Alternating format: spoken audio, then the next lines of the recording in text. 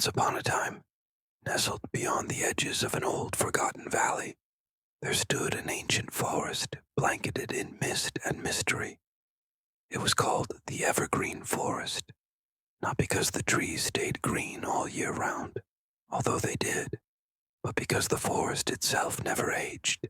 The trees whispered secrets to the wind, the moss hummed softly beneath the moonlight, and time, somehow, moved a little slower beneath its branches. In this forest, where deer moved like ghosts and owls blinked like quiet sentinels, there lived a girl named Ilara. Ilara had always felt like she belonged to the forest more than the village where she was born.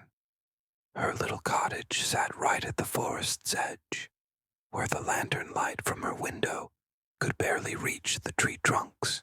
She lived alone, with nothing but a silver-haired cat named Niv, a kettle always on the boil, and a stack of books filled with tales of stars and shadows.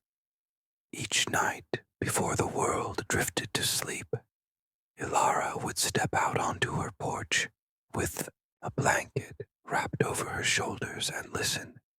The evergreen forest whispered, not like a voice you or I might know, but in breezes that rustled the leaves just so, or in the creak of an old oak as if sighing in its slumber. And Ilara would hum back the same melody her grandmother used to sing when the winds turned colder. But one night, under the blue glow of a waxing moon, something changed. The wind came not from above, but from deep within the forest. It was low and curling like the breath of something very old, and with it, a whisper reached Ilara's ears, soft, broken, like the sound of a dream fading, calling her name. Ilara. She turned, expecting to see someone behind her, but no one stood there, not even Niv, who had already gone inside for the night. Her eyes followed the sound to the darkened trail that led deeper into the woods, where even moonlight was hesitant to wander. For a moment, Ilara stood still, holding her breath as if trying not to disturb something sacred. Then, without quite knowing why, she stepped off the porch, pulled her cloak tighter around her, and followed the whispering wind. The trees welcomed her, not with fanfare, but with silence. A hush so complete, even the usual hoot of an owl or the chirp of night crickets was gone. It was as though the forest had paused, listening, watching, waiting. She walked. The path, once familiar, twisted like it had been rearranged. Pine needles blanketed the ground, soft as snow, muffling her footsteps. Now and then, a silver moth fluttered past her cheek, its wings glimmering like dew in starlight. The whisper returned, closer now. Ilara. It wasn't frightening, not at all. In fact, it felt kind, gentle, like someone calling her home. She followed it to a clearing where the trees bent back to reveal the stars in a perfect circle above. In the center stood a stone archway, ancient and moss-covered, with an opening that led down into the earth. A cave, wide and breathing, like a sleeping giant. The entrance was known in old stories as the Cave of Echoed Whispers. Ilara had read of it in her grandmother's journals. Tales of a place that remembered every word ever spoken inside it. A cave where whispers were captured like butterflies in bottles and released only when the time was right. The wind curled around her ankles, brushing her forward. She looked once more at the sky, then stepped inside. The darkness was velvet, not frightening, just full and quiet. Her hand grazed the wall, smooth in some places, textured like bark in others. As she descended, the air grew cooler, filled with a scent like wet earth and forgotten dreams. And then she heard it. Not a voice, not exactly, but 1,000 layered whispers dancing off the stone walls. They rippled like water, growing clearer with each step. Words, phrases, laughter, cries, ancient lullabies. Elara, seeker of truth, child of wind and root. The voice was no longer far away. It came from the heart of the cave. The walls began to glow, soft pulses of blue and green light, blooming like underwater lanterns. She could see now. The walls were etched with symbols, stories carved in, spirals and lines that twisted like vines. Elara, the voice whispered again, you have come. I didn't know I was meant to, she replied softly, as though worried her voice would disturb the whispers. All who listen are meant to follow, the cave answered, the words echoing softly. She reached a chamber where the ceiling rose high, covered in crystals that shimmered like stars, caught mid-fall. In the center of the room sat a pool, perfectly still, reflecting not her face, but a younger version of herself, wide-eyed and laughing in a summer field long forgotten. What is this place? She asked, though her voice shook with quiet awe. This is the place where memories live, said the cave, where echoes are kept safe, where whispers are not lost. The image in the water shifted, her mother's voice calling her in for supper, her grandfather's low humming on rainy nights, and a whisper she hadn't heard since childhood, her grandmother telling her bedtime stories of forest spirits and hidden magic. Elara sat at the edge of the pool, her fingers resting just above the water's surface. Why now? She asked. Why bring me here? The light dimmed, and the air thickened with stillness. Then, gently, the cave spoke again. The forest is stirring. Something long forgotten begins to wake. Only those who remember how to listen will understand. Elara closed her eyes, letting the memories swirl around her. She could feel the hum of the earth beneath her, like a heartbeat. The whispers danced through her hair, not with fear, but with comfort. And somewhere beyond the edge of sleep, in the quiet cradle of that cave, Elara began to remember. Remember the lullabies her grandmother once sang about the moon willow tree that bloomed only in dreams. Remember the stories of old roots that carried messages like veins under the forest. Remember the feeling of being part of something much, much older than herself. As her breathing slowed and her thoughts grew soft, the cave seemed to wrap around her like a warm blanket. The pool stilled. The whispers faded into silence, and Elara's eyes gently closed. She dreamed of green meadows and silver skies.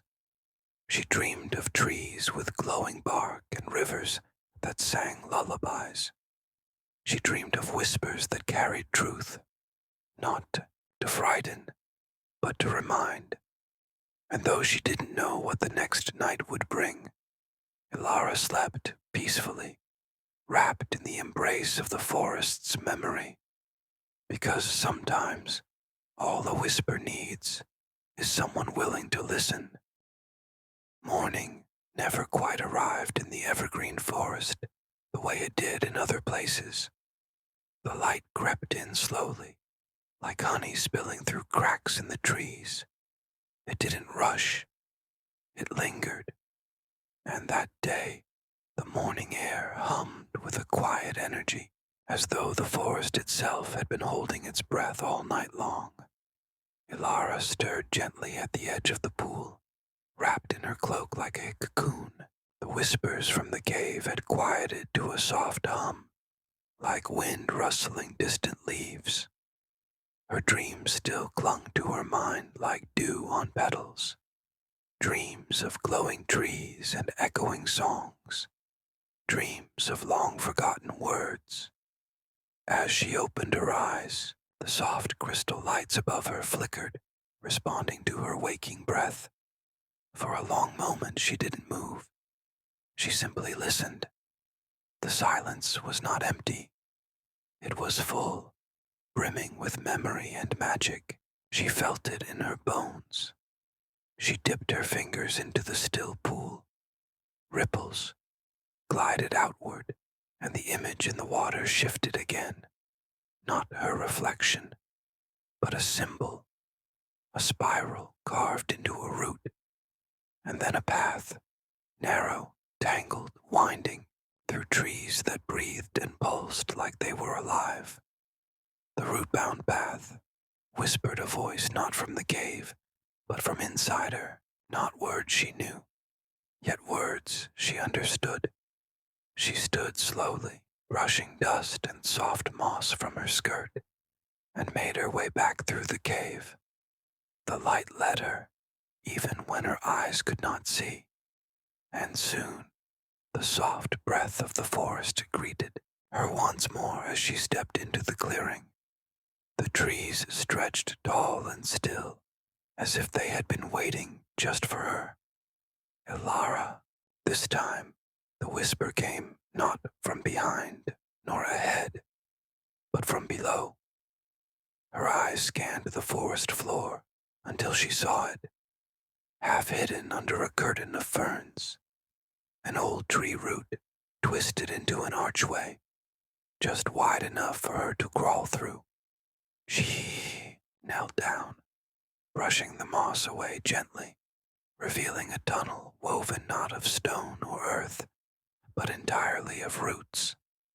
Gnarled and beautiful, they reached toward each other like fingers clasping hands, forming a narrow passage lit by a gentle glow. Fireflies floated within, illuminating the path like stars beneath the ground.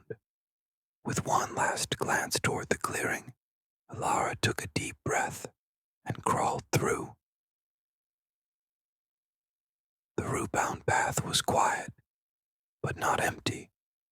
Every now and then, she heard a gentle creak, as though the roots shifted ever so slightly, aware of her presence. The air was rich with the scent of cedar and deep earth, calming and cool. As she walked, the walls of roots began to change.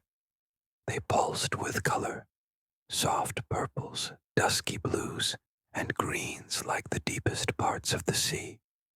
Faces appeared within, the knots not frightening, but peaceful. Old, wise, ancient faces etched into the bark, eyes closed, as if dreaming. And then the whispers returned, not loud, not demanding, just there.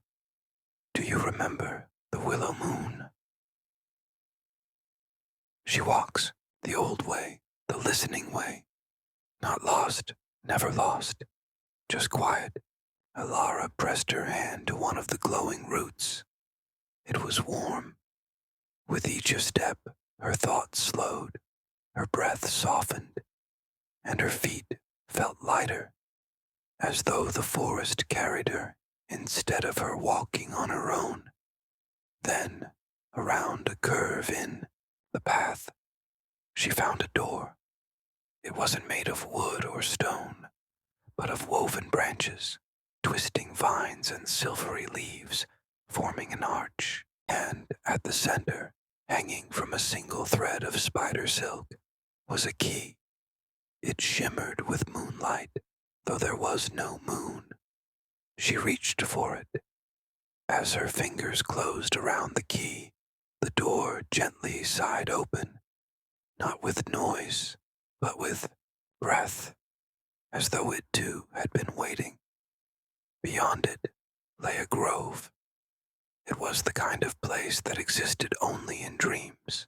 The trees were unlike any she'd seen, some with bark of copper and gold, others dripping with glowing blossoms.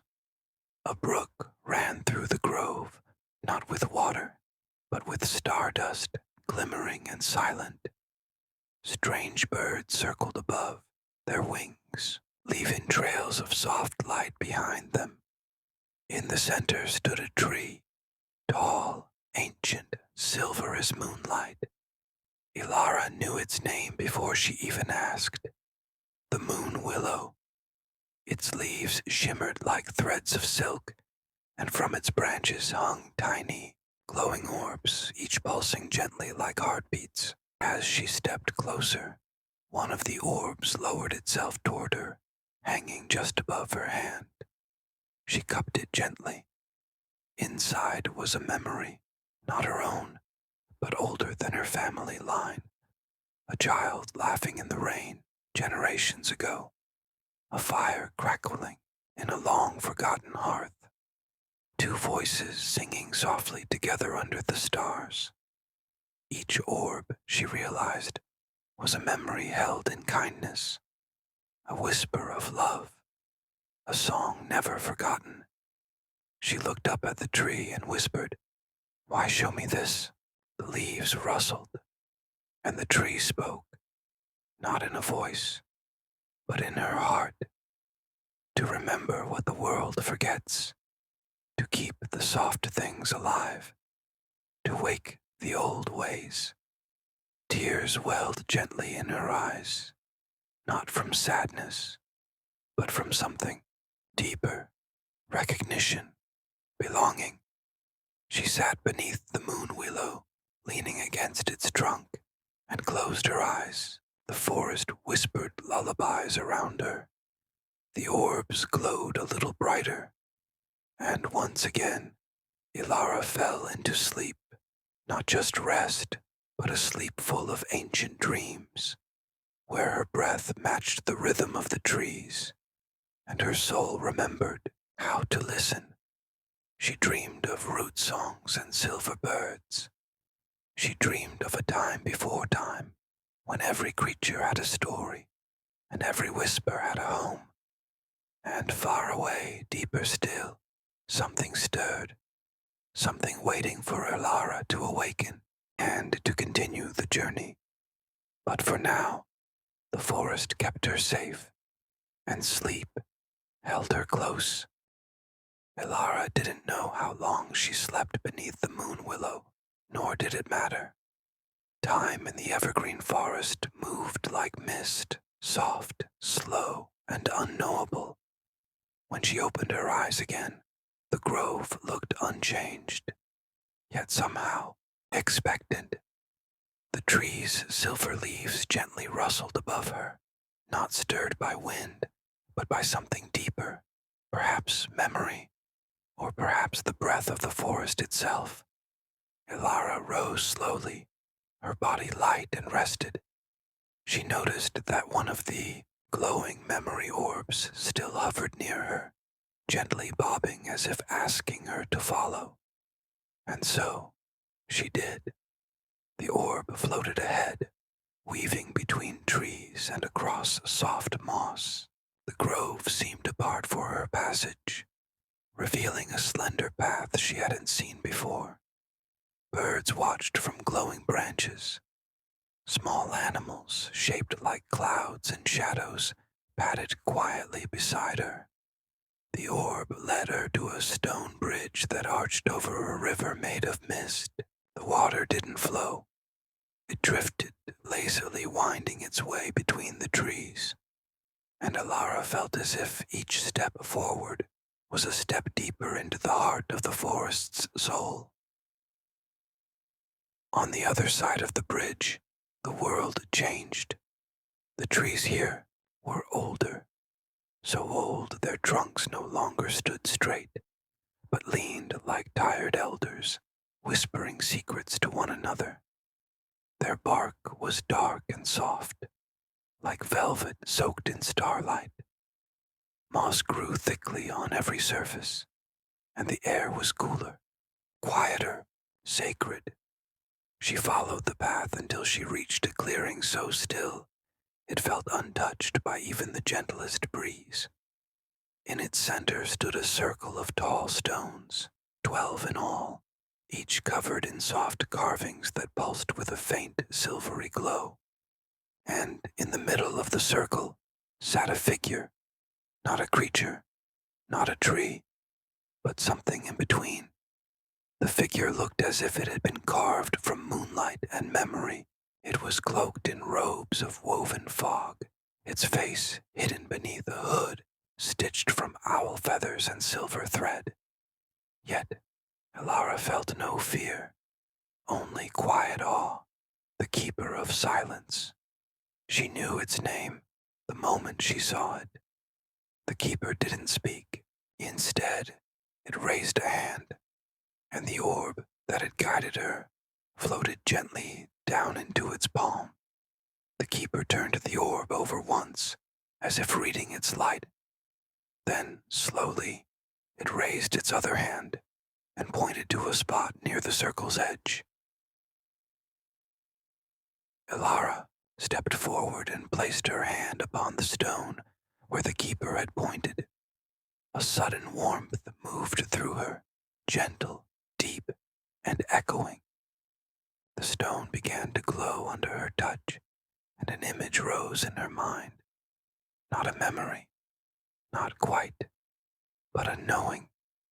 The forest, long ago, had been full of voices, each tree, each breeze, each creature, all humming the song of balance. But as time passed, people forgot how to listen. The forest grew quiet, lonely, until now. "You've heard us," a whisper said, not aloud, but within her. "You remember," came another. "You carry the song," said a third, drifting through her like a soft breeze. The keeper of silence rose, and though its face remained hidden, Elara felt its gaze settle on her. It extended both hands, and between them formed a glowing sphere, soft and golden, pulsing like a heartbeat. The keeper placed it in her hands. Elara understood, even before it spoke, not in words, but in stillness.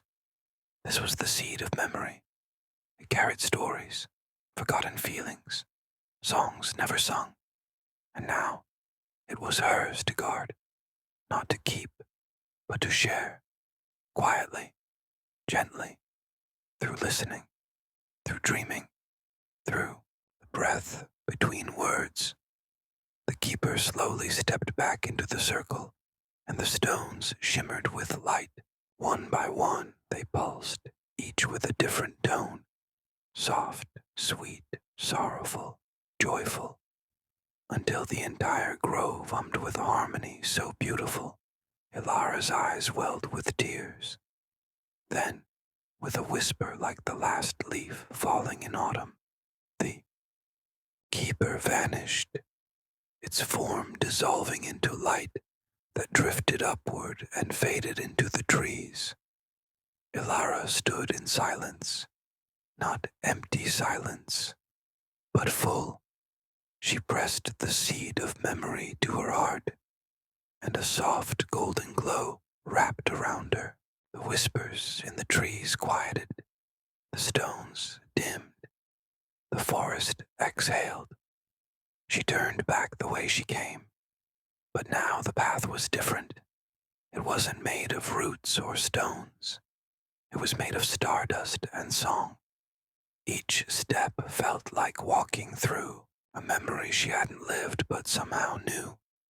She followed the river of mist, crossed the bridge, past the silver trees, and finally, once again, returned to the cave beneath the hill.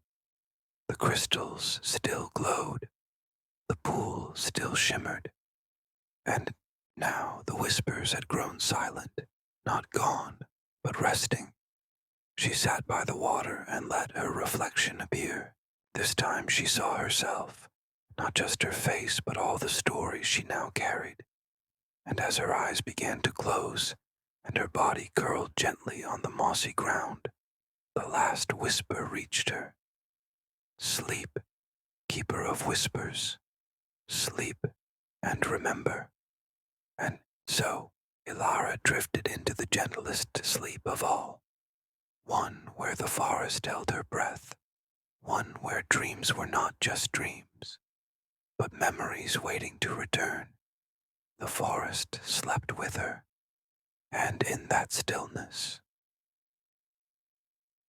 the song continued.